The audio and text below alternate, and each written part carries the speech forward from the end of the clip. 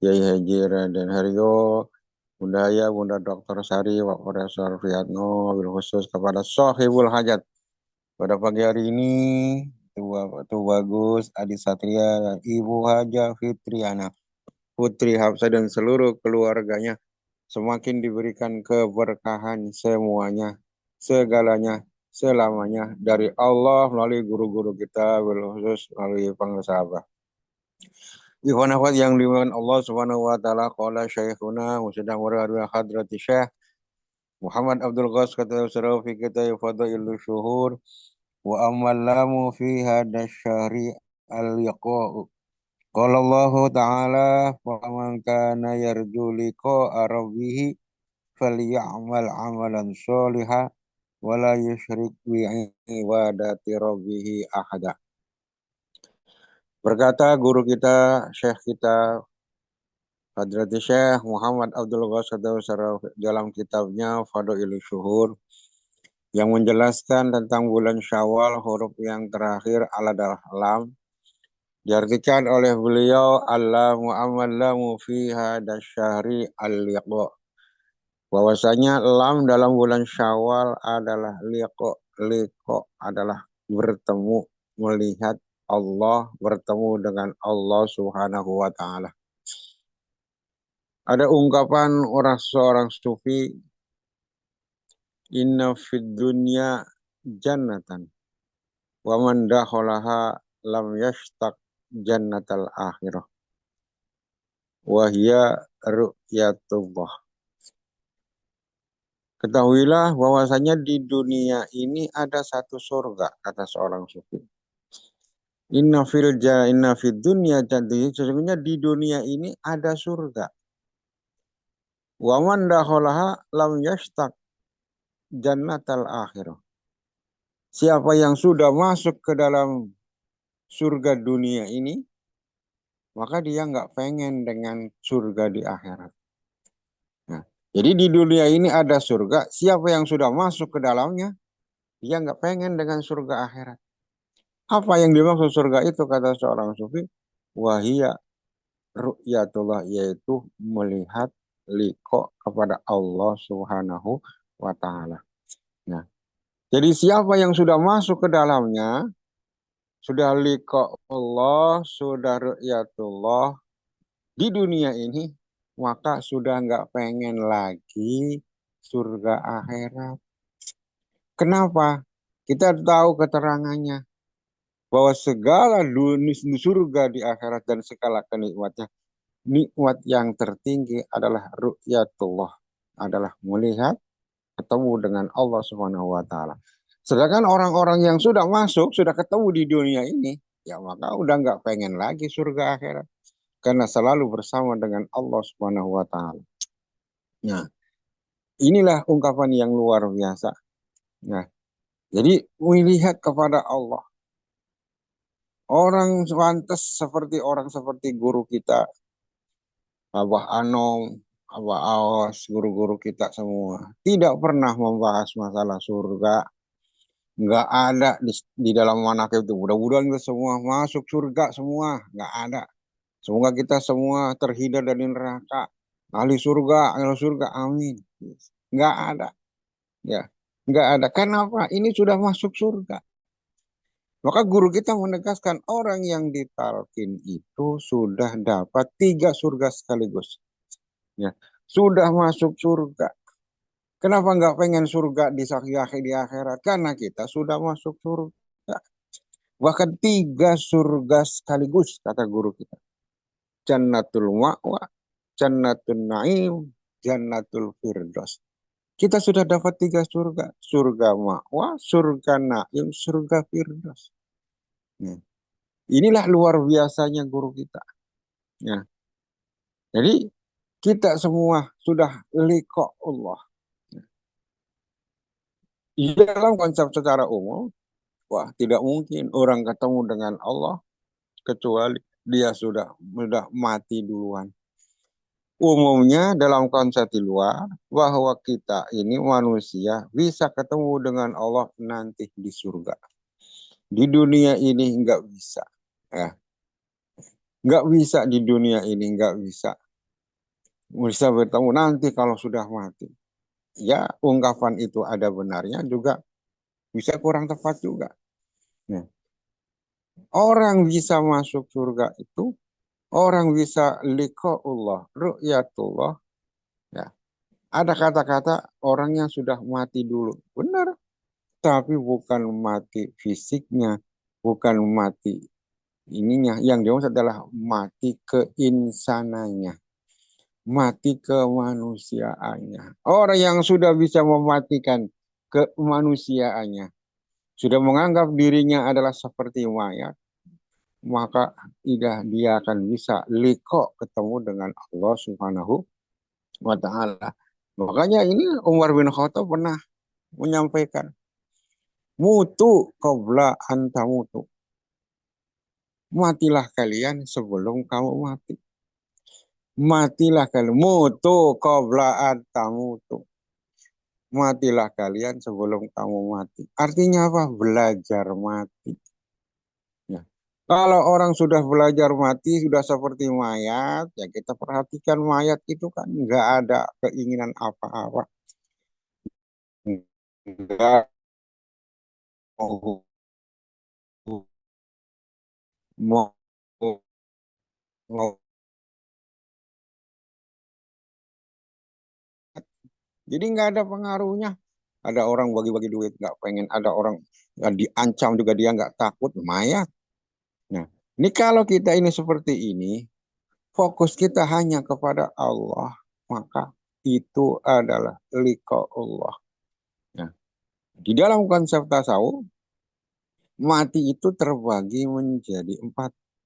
Nah, ada namanya mautul ahmar, mati merah. Ada namanya mati hitam, ada namanya mautul abyad, ada namanya mautul ahdor. Mati hitam, mati putih, dan mati hijau.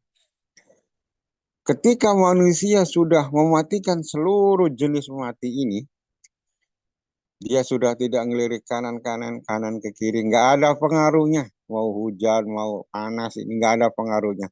Karena tujuannya yang dia fokuskan hanya kepada Allah Subhanahu wa Ta'ala. Kita ini bisa mati, belajar mati. Ini yang pertama adalah mautul ahmar, mati yang membuat mati namanya mati merah. Mati merah ini adalah satu keadaan yang dimana kalau kita ini normal masih hidup, ini keadaan ini membuat wajah kita menjadi merah. Ya, mautul ahmar, mautul merah. Apa itu? Adalah al-ghadab wasyahwah. Seseorang yang biasanya marah itu mukanya menjadi merah, merah mukanya karena marah. Ya. Dan juga yang kedua bisa merah mukanya ini karena syahwat, karena keinginan yang luar biasa. Nah, seseorang yang sudah memadamkan ini, ya, yang sudah tidak ada marah, yang sudah tidak ada syahwat keinginan dunia apapun, ini adalah orang yang sudah mati ahmar namanya.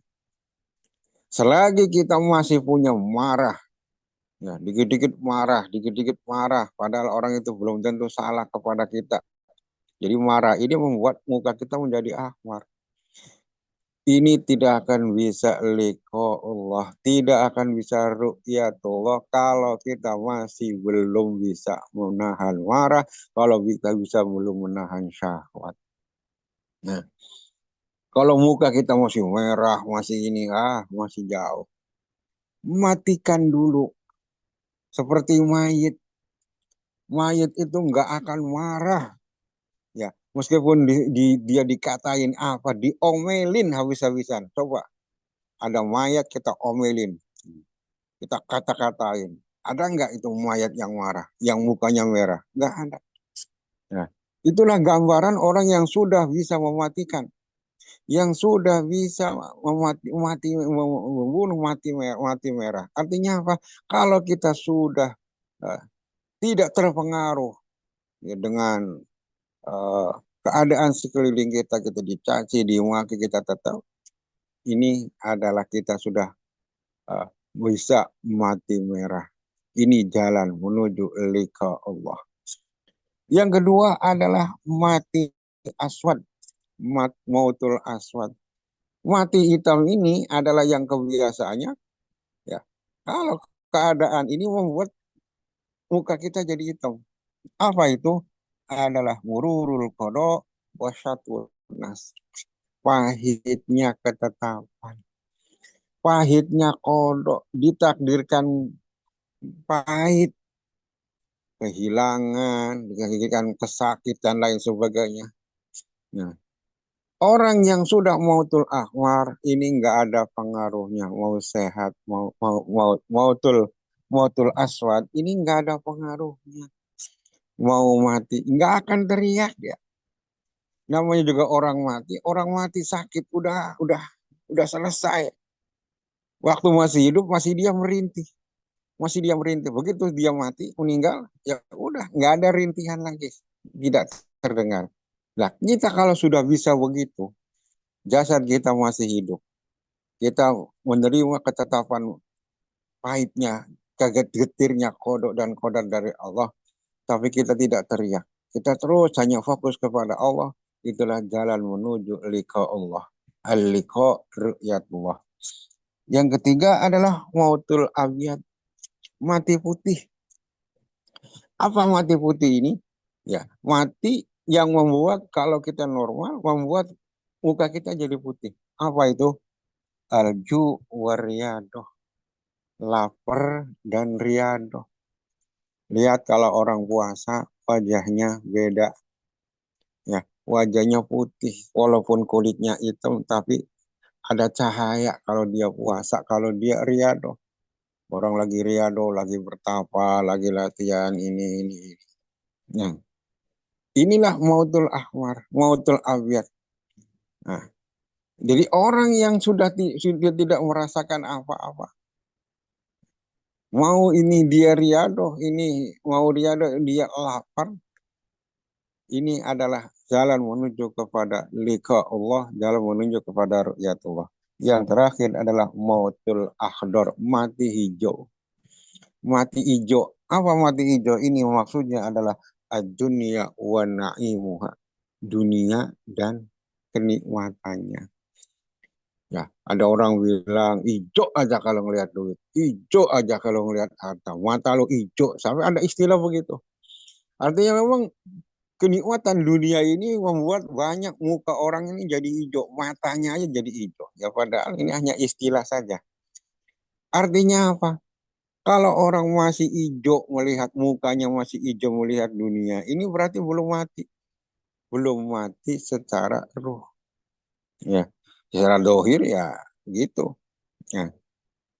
Jadi yang bentuk mati ini orang yang sudah bisa mematikan keinsanannya, ya bisa mati, udah bisa mati ahmar, sudah bisa mati aswad, sudah bisa mati abyad, sudah mati akhdar.